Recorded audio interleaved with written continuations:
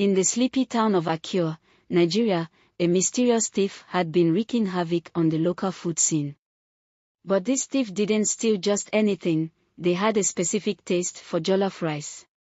The people of Akure were baffled. Who could be behind these dastardly crimes? The police were stumped, and the town was in an uproar. Market stalls were being raided, restaurants were being burglarized, and even private homes were being targeted. The first reported incident occurred at the popular Momo's Kitchen food stall in the town market. Momo herself reported that a large pot of jollof rice had vanished into thin air during the busy lunch hour. The only clue was a small note left behind with a cryptic message, "Jollof Rice Anonymous."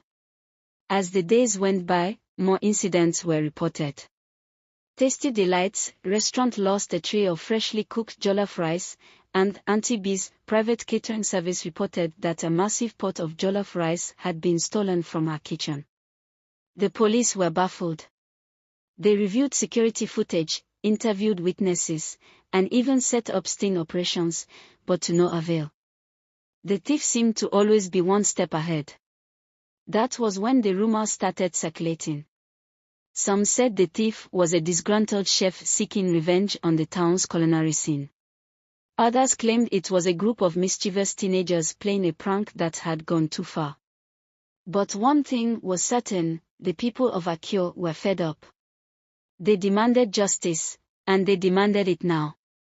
It wasn't until the thief struck again, stealing a massive pot of jollof rice from the local market, that the police finally got their big break. This time, the thief left behind a trail of rice grains leading to a small, mysterious shop on the outskirts of town. The shop had no sign, no logo, and no visible indication of what it sold. But the police were hot on the trail, and they burst into the shop, ready to catch the thief in the act. What they found instead was a scene straight out of a foodie's paradise. The shop was filled with rows of cooking stations, each one dedicated to a different type of cuisine. There were pots of steaming jollof rice, pounds of sizzling suya, and even a few experimental dishes that defied explanation. And in the center of it all, wearing a jollof rice-themed costume, was the thief. But to the police's surprise, the thief didn't try to escape or fight back.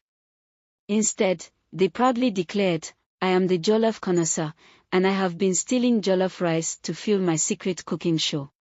The police were stunned. A secret cooking show? What did that even mean?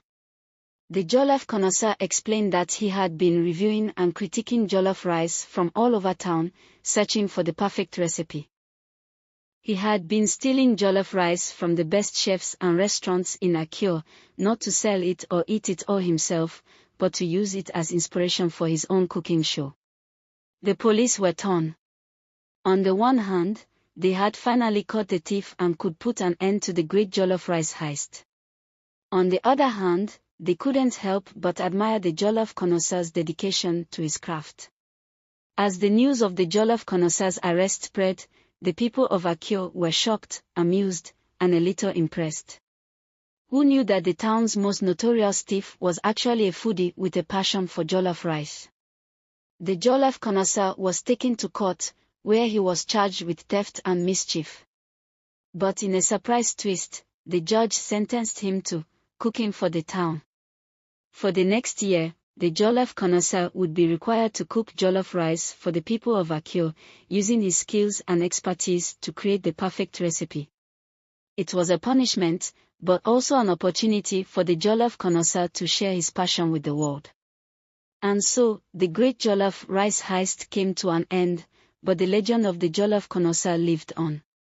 The people of Akure would never forget the mysterious thief who stole their jollof rice, but also brought them together through the power of food. Years later, the jollof connoisseur would open his own restaurant, where he would serve the most delicious jollof rice in all the land. And people would come from far and wide to taste his creations, and to hear the story of the great jollof rice heist.